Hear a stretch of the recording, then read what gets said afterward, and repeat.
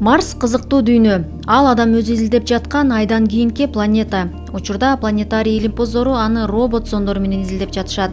Алардын алгачкы миссиялары планета жөнүндө көбүрөөк билүүгө багытталган илимий экспедициялар. Кызыл планета адамзаттын кийинки үйү болуш ыктымалдыгын далилдегиси келген окумуштуулар андагы жашоону изилдесе, миллиардер Илон Маск планетаны колониялап, ал жакка адамдарды жашоо үчүн жиберүүнү максат кылууда. Демек, изилдөөлөр ийгиликтүү натыйжа берсе, кызыл планетада жакынкы жылдары курулуш иштери башталып, адамзаттын кийинки үйү болуп калышы мүмкүн. Дүйнө бойлой берүүсүндө Марска саякат жасайбыз.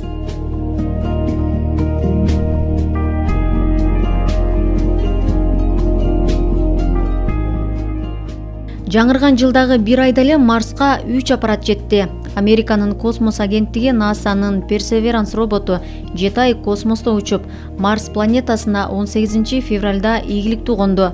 Андан бери космостук робот Марстын экваторуна жакын Езеро деп аталган кратердин көз жоосун алган сүрөттөрдү салды. Езеро кратеринин спутниктен алынган сүрөттөрү аймакта бир учурда чоң көл болгонун, андан кийин ал дарыяга айланганын көрсөтөт. Ошол эле учурда кратерде тоо породаларынын көп түрлөрү бар. Мисалы, карбонаттар жана чопо байкалган. Ошондуктан көп жыл мурун бул аймакта жандыктар болушу мүмкүн экен айтылууда. Роботтун эң негизги максаты кызыл планетадагы бактериялык жандыктардын изин иликтөө. Окумуштуулар 3-4 миллиард жыл мурун Марста суу болгонун, демек, тирүү жандык дагы болушу мүмкүн деп келишет.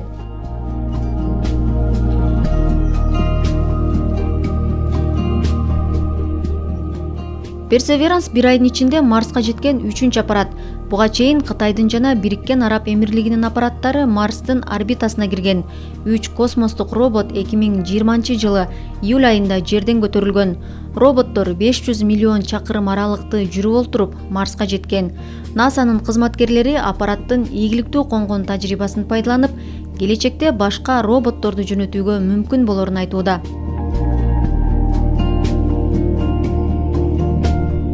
Кызыл планетага жетүүгө 1960-жылдары көп аракеттер болгон. Миссиялардын жарымы ийгиликсиз аяктаган. Соңку жылдары АКШ, Орусия, Индия, Европа биримдиги Марска аппараттарын ийгиликтүү жөнөткөн. 2020-жылы июль айында Орусия Европанын Экзомарс аттуу миссиясы дагы роботун Марска жөнөтүшү керек болчу. Бирок 2018-жылы башталат деген миссия 2 жолу жылдырылып, 2022-жылы гана роботун Марска жөнөтө турган болду.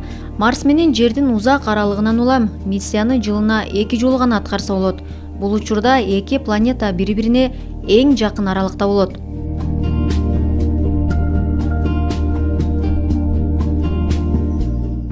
Марс күндөн эң алыскы 4-чү жана күн системасындагы 7-чи планета. Планетанын салмагы Жердин массасынан 10,7% түзөт.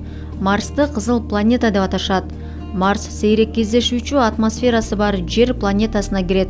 Андагы абанын басымы Жердин бетиндеги басымга караганда 160 эсе аз. Марста 2 табигый спутник бар, Фобос жана Деймос. Байыркы грек тилинен которгондо коркуу жана үрөй учуруу дегенди түшүндүрөт.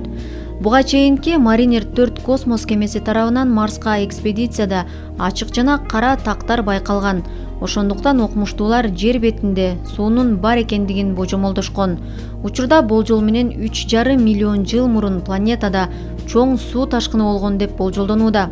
Мындан бир нече жыл мурун 2015-жылы НАСА суюк туздуу суунун бар экенин тастыктаган.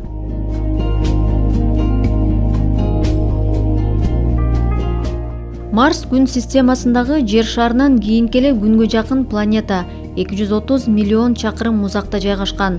Жер шары күндүн огунда 365 күндө айланса, Марс 687 күндө айланат.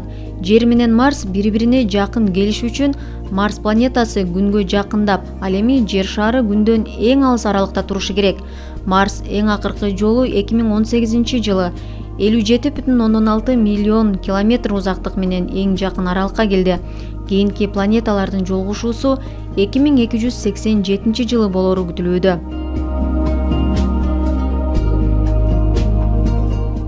Геологиялык түзүлүшү тектоникасы тик абалга ээ. Ак уюлдуктар, жанар тоолор, өрөөндөр жана чөлдөр бар. Мындан тышкары бороон чапкын ташыган чаңга толгон кратерлердин күчтүү эрозияга учурагандыгы жөнүндө далилдер табылды. Алар температуранын күчтүү өзгөрүшүнөн келип чыккан кеңейүү жана кысылуу менен деформацияланат. Бул жерде күн системасындагы планетанын эң чоң жанар тоосу Олимп тоосу жайгашкан Валлес Маринерс узундугу Нью-Йорк менен Лос-Анджелестин ортосундагы аралыкка барабар болгон адам көргөн эң чоң жана укмуштуу каньондордун бири.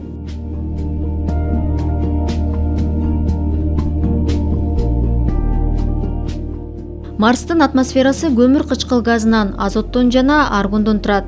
Марска жердеги окшош аймак Антарктида. Бул жерде муздуу чөлдүү аймактарды тапкан бирден бир укмуштуу жер. Кызыл планетадагы, биздин планетадагы бир катар космостук шоктон улам пайда болгон. Миллиарддаган жыл мурдагы ири астероиддер тарабынан калыптанган. Марс менен болгон таасирлерден калган бул үзүндүлөр башка планеталардын тартылуу күчтөрүнүн жетеги менен миллиондогон жылдар бою бүткүл күн системасынын айланасында айланып келген. Кызыл планетада жерге караганда тартылуу аз. Биздин планетага караганда 62% аз тартылуу күчү бар. Жерде 100 кг салмактагы адам, ал жакта 40 кг болот. Марста жер сыяктуу эле 4 мезгил бар. Жаз, жай, күз жана кыш кызыл планетанын 4 мезгили. Айырмасы ар бир мезгилдин узактыгы. Түндүк жарым шаарда Марс жазы 7 айга, жай 6 жылга созулат. Бирок күз жана кыш мезгилдери ар кандай болот.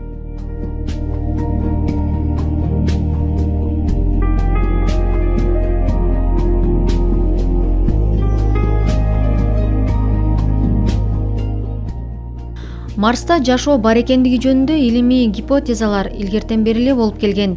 Жерден жүргүзүлгөн байкоолордун натыйжалары жана Марс экспресс космос кемесинин маалыматтары боюнча Марстын атмосферасынан метан табылган.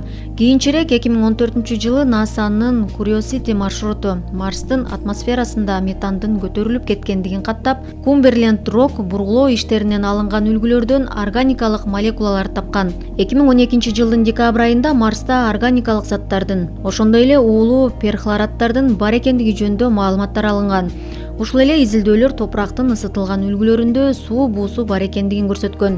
Байкоо жүргүзүүлөрдүн анализдеринин негизинде планетада мурда азыркыга караганда жашоо үчүн кыйла ыңгайлуу шарттар болгон деп айтылат. Феникс программасы боюнча жүргүзүлгөн сыноолор көрсөткөндөй, Марстагы атмосфера топурактын азык элементтери жашоону камсыз кылуу үчүн жетиштүү, бирок жашоо формалары күчтүү ультрафиолет нурларынан корголушу керек. Акыркы маалыматтарга караганда, Марстын үстүңкү бетиндеги суу туруктуу жашоо үчүн өтө туздуу жана кислоталуу.